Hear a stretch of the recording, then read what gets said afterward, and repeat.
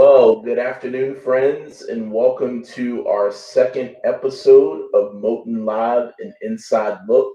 I'm Cameron Patterson, Executive Director here at the Moton Museum, and I'm joined by my colleague, Cainan Townsend, our Director of Education and Outreach.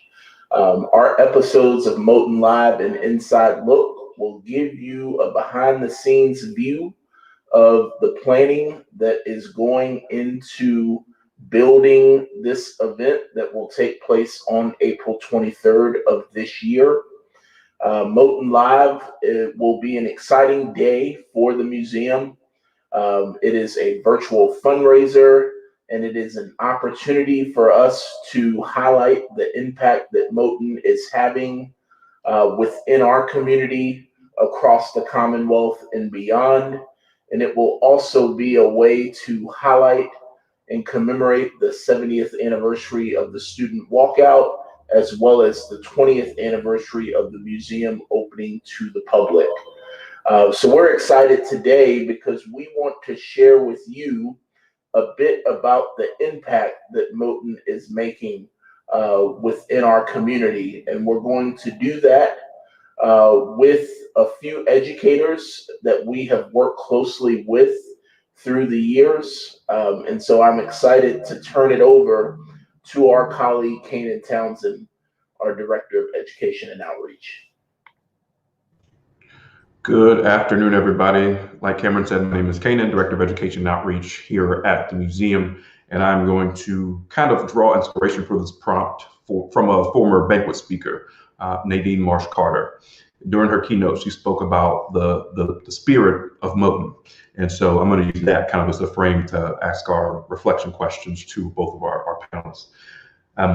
The question that I will ask for them to reflect on is basically, how has the spirit of Moton impacted you or your students or your networks, right? And by the spirit of Moton, I mean the Moton staff, the live actual people who are what Moton is, our volunteers, our education department. How has the story in any way, kind of shape or form, capacity impacted you, impacted your students, things like that? So the first person I'm going to bring in is Miss Antoinette Carter-Chaffin, and she is a school counselor at Prince Edward County Elementary School. And I will ask her if she would mind sharing some reflections with us. Welcome.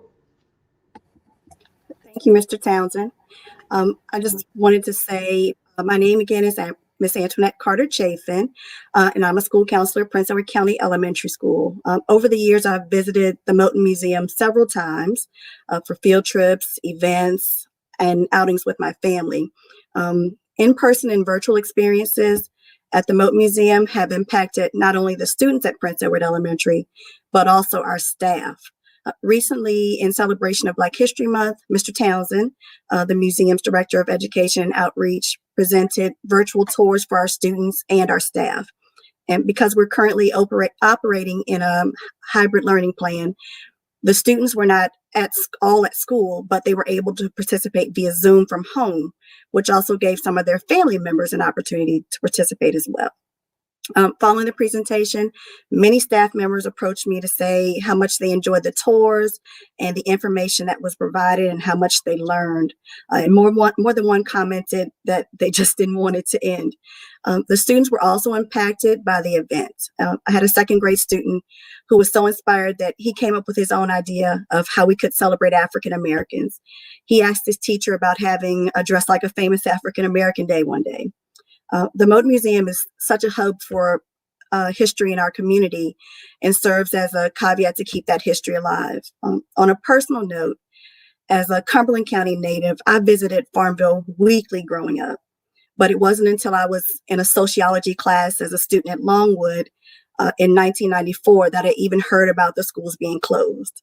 And it was just fascinating to me, and I couldn't believe that it had taken that many years to find out. But the Moton Museum is an avenue to ensure that local students will know the history of the area. And my hope is that the museum continues to give students, families, and community members the opportunity to learn about the history of Prince Edward County. Thank you so much for sharing that reflection. And for me, having that interaction with you all students, was very significant because, 1 year ago, almost exactly to our presentations, I mean, the Prince Edward Elementary School was the last group in the museum before things shut down. And so it was, although of course we would love to have had them in person, it was still great to be able to have another experience with them 1 year later, albeit in a kind of hybrid capacity. So thank you so much for sharing your words and your reflections. And now we are going to swap. The next person we're going to have in the StreamYard room is Mr. Beau Dickerson. And I will let him give his title because I don't want to mess it up, but Rockingham County. So Beau, if you introduce yourself and then you can go ahead and start too. Sure, I'm the K-12 Social Studies Supervisor for Rockingham County Public Schools up in the Central Valley. We are a school division that kind of surrounds the city of Harrisonburg. So the connections I've had, I identified with the previous comments about learning this later in life. This was not something, tragically, that I was taught as a student in Virginia public schools. Thankfully, that has changed now with it being featured prominently in the Virginia Standards of Learning. And, that has been something that as an educational supervisor, I've wanted to promote the story. I see such incredible potential for students to identify with this story, but not only in its own right for, all the events that transpired and how the student strike evolves into one of the cases of Brown, that 75% of the plaintiffs were from this community, that this is an area of their native state, that then that evolves into this kind of movement that correlates with the civil rights movement in, the mid 60s with the demonstrations in downtown Farmville, to then the tragic school closures. And of course, culminating with the free schools and with Griffin versus Prince Edward County. All those chapters are incredible opportunities to bring this case study and this story of a community, the story of empowerment through civil rights into the classroom in a very real and meaningful way. But I think the most compelling part for me is that student agency piece, because we have this program called the Farmville Tour Guides Project, where we come to Farmville and the kids lead the tour. It's a flipped field trip. It's a reverse field trip. So the kids sign up for the class, and then on them to tell a story at the spot where the events unfolded. And as we go through the day, this field experience is directed and led by the kids. So that's more active learning, that's more fun for them, and it puts them in this leadership role, which is cool. But it really correlates, I think, to the story, because the Moton story is a student story. It's about student agency. If you're dealing with high school kids, which sometimes can be a little jaded, sometimes a little apathetic, and thinking that they can't make a difference in the world, if you want a story to counter that narrative, it's Barbara Johns and the Moton student strike. Here are kids your age, and they left their mark on history in probably the most landmark Supreme Court decision the country's ever known. So our kids have always really identified with that, and for years, we've been doing it for 5 years now. Unfortunately, had to cancel because of the pandemic. We will be back next year in April. But our students have always spoken about that years after as one of their favorite experiences of their K-12 public education. And I'll say, I've been here, so this is my 5th year here at Moton, so I've had the chance to work with the group pretty much every year since I've been here. And so amazing projects and tours that these students come up with, and websites from that 1 year that these students create. And it's always kind of, the pressure is on them because they are presenting this history, and then you got Johns Cobbs and Reverend J. Samuel Williams and the folks who lift this history there. And I know for me how intermittent that can be, but they always do amazing work. And I think often about some of the great projects and stuff that they have done over the years, and one of the many great partnerships that we have, and we're very thankful for. Great.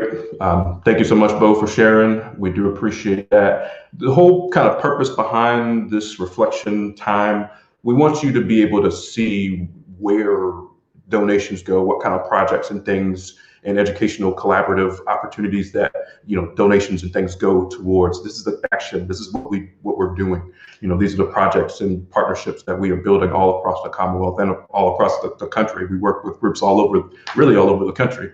And often we have visitors internationally, not recently, but often we do. So we hope to make Moton Live be successful so we can continue to foster these partnerships and collaborations and to do more great stuff in the future. Now I'll pass it back over to Cameron if he has any closing remarks. Thank you both again.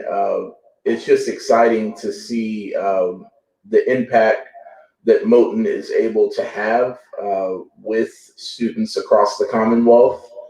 And, if you're thinking about the question of why should I support Moton Live, this is it. As you support Moton, just think about the impact and the opportunity that you will have to really make sure that our students have a knowledge and understanding of this history. And we also are striving to make sure that educators who teach our students have the resources needed to teach this history as well as other components of civil rights.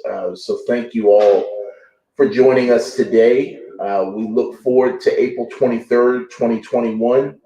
Next week's episode will give you a sneak peek of some of the content that is being built by our education team, but things are coming together. It's going to be a day of panel discussions with individuals involved in the Moton student strike, individuals that were impacted by the school closings in Prince Edward County. We will have entertainment from musical groups within our community. We've got 3 mini keynotes that have been planned throughout the day, and it will be all in support of the Moton Museum as we continue to pledge to Moton's future. So thank you all and have a great day.